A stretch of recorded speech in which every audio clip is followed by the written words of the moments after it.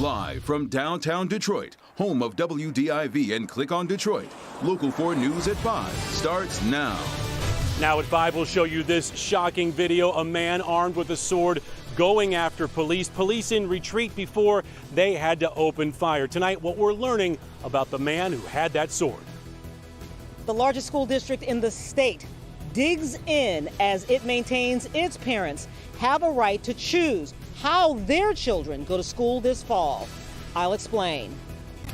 All right, Paula, we're going to begin, though, with breaking news from Harper Woods, where the city's longtime mayor, Kenneth Pointer, has resigned amid controversy over an alleged comment about white supremacy. Now we want to get right to our Mara McDonald. She's live in Harper Woods. Mara, Pointer has been in that position since the late 90s. This is a major shakeup. Karen, it is, and there's a lot that's gone down here in Harper Woods over the last couple weeks, culminating in the mayor's resignation today. So let me take you through it.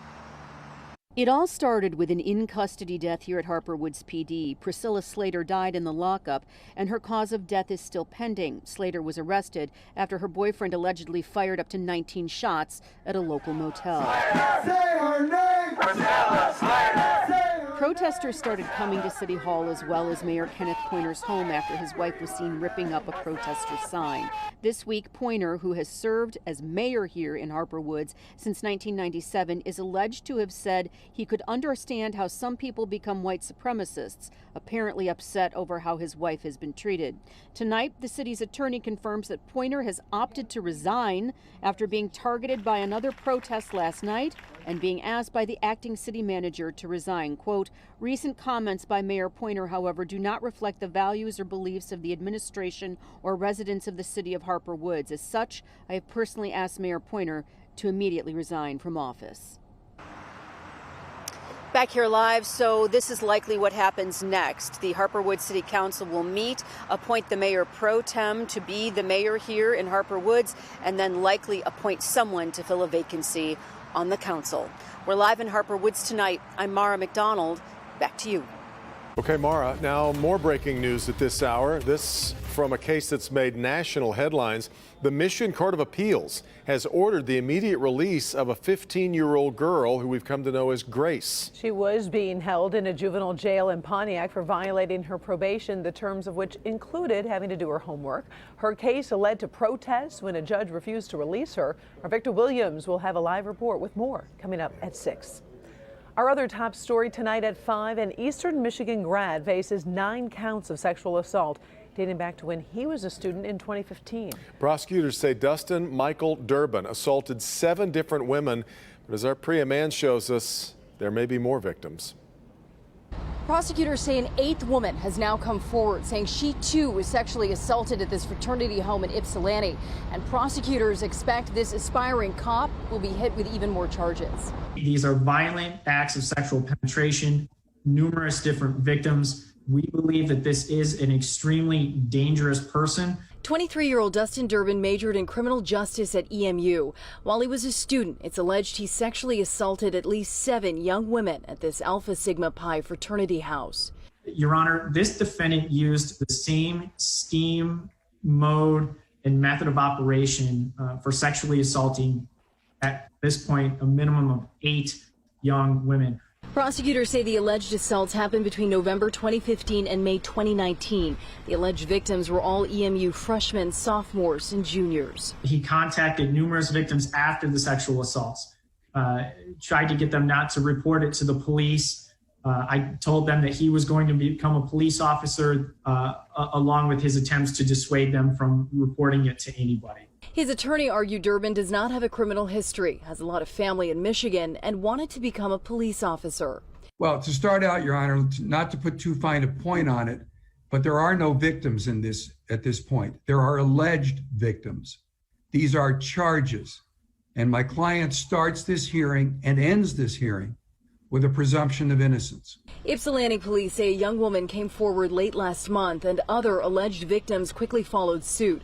Washtenaw County Magistrate Cameron said Durbin's bond at $150,000 with 10%. We believe there's a high likelihood of conviction. We believe he's both a flight risk and a danger to the community. And we reached out to EMU. The school says they only became aware of the allegations when that young woman came forward to police. And Ypsilanti police believe there are more victims out there, and they want to hear from you. We'll continue to follow this developing story. Reporting live, I'm Priya Mann, Local 4. All right, Priya. The Local 4 defenders are uncovering new information into last night's deadly officer-involved shooting with a man who was armed with a sword. The fourth officer-involved shooting in just the past month. We want to get to Defender Sean Lay live this evening with brand new video of that encounter. Sean? Timberly, let's get right to the video. You'll see how incredibly dangerous this was. You'll see the officer backing away from this man. The man has a sword, and then watch closely. You'll see him fling a dagger at the officer's face, cutting that officer. Tonight we are learning that just a few days ago, Detroit police actually tried to help this man. The Facebook page Metro Detroit News with the shocking video. You can clearly hear a Detroit police officer telling a man dressed as a ninja and armed with a sword to drop the weapon. This wild and dangerous situation unfolding at 7:15 last night near Grand River and Myers on Detroit's west side. Watch. The officer is retreating as the man with the sword continues to come at him. Watch closely. The man throws something at the officer. The chief says it was this dagger, and it hit the officer in his face. Police say they tried to use a taser on the man. It appears he was wearing such a thick vest, the taser did not take effect. One shot was fired, hitting the man, but he kept on his rampage. There was concern that he was trying to get his hands on weapons inside a DPD squad car, and police could see he was armed with more knives. Tonight, the Local 4 defenders have learned that the man shot and killed was 28-year-old Darian Walker. Sources say police just had contact with Walker on July 4th, called to a location near here for a barricaded gunman, who we are told was Walker. Police peacefully ended that situation and petitioned the court to get Walker immediate mental health help. But last night we were told Walker was in the street with a sword and knives going after officers. Absolutely incredible. More about Darian Walker. We learned that back in 2017 he pled guilty to assault on a police officer. I talked to both attorneys involved in that case today, Karen. Both told me never did a mental health aspect come up during that case. He got 2 years probation and was off probation last spring. Now he's in the middle of the street with those knives and sword that we saw. Karen, back to you. Disturbing case, obviously, criminally, and also taking a look at the mental health system as well. We appreciate it. Thank you, Sean. Today, the state is reporting 734 new cases of the coronavirus. That's 19 more than yesterday. The numbers have continued to trend higher over the past week, we should note. Along with the new cases, the state's also reporting another 8 deaths from COVID-19. Today, we learned both Grosse Pointe and Farmington schools will start the school year with all remote learning. Meantime, DPSCD continues to fight for the option for in-person learning.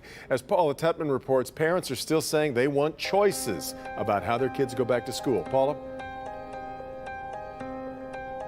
The word choice is a key word here, and that's going to be an important word moving forward as this school district digs in to maintain that it should be able to have 2 different back-to-school models. I have one daughter. She will be attending DPS, and I'm going to keep him home to do virtual learning. My family and I have chosen face-to-face learning. In Detroit, the state's largest school district with 51,000 students, the emphasis is on choice. The choice to send a child back to school for face-to-face learning for whatever reason. Right now, my son is not mature enough to be accountable for his learning experience.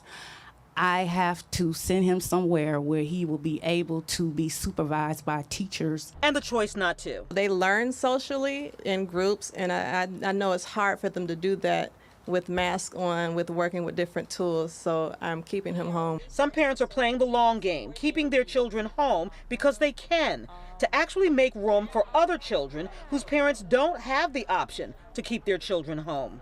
If I'm able to keep my child at home, I want to. Just because that will keep less students in the classroom. And so that does make it better for whoever wants to send their child back to school. makes it better for their children. In a recent exclusive tour of the summer school program, we saw temperature taking, mask wearing, and come fall, class sizes will be limited to no more than 15 for face-to-face learning. DPS were taking mandatory safety precautions. As many precautions as the district is taking with children, especially young children. My daughter is only 9.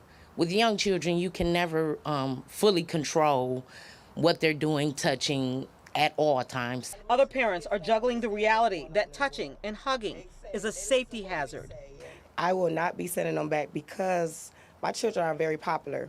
My children are very touchy and my children are very lovable. So as soon as they get in that door, kids love to run up to them. So I'm just scared on that because the kids haven't seen them. So when they see them, they're going to be very happy and going to want to touch and going to want to hug. So you can't control the children on the loving aspect. DPSCD continues to battle court cases, trying to shut down in-person learning, distribute devices to children so they have connectivity, and plan for a school year that starts in exactly 1 month from today. Paula Tutman, Local 4. A month away. It's flown by. Much more ahead on this Friday. Let's check in with Ben. Yeah, our drought has lasted longer than that, and we're going to make a big dent in it this weekend. You can see the rain amassing down here to the south. There's quite a bit, but how much of that will end up here? We'll look at that coming up. A 23-year-old man murdered after his car breaks down. Do the right thing. Help me get some peace of mind. I sit down with his Detroit mother as she continues the search for who killed her son. Coming up. Also limiting the spread of coronavirus on college campuses. Coming up, a new study reveals how often students may need to be tested to prevent large outbreaks. We'll be right back.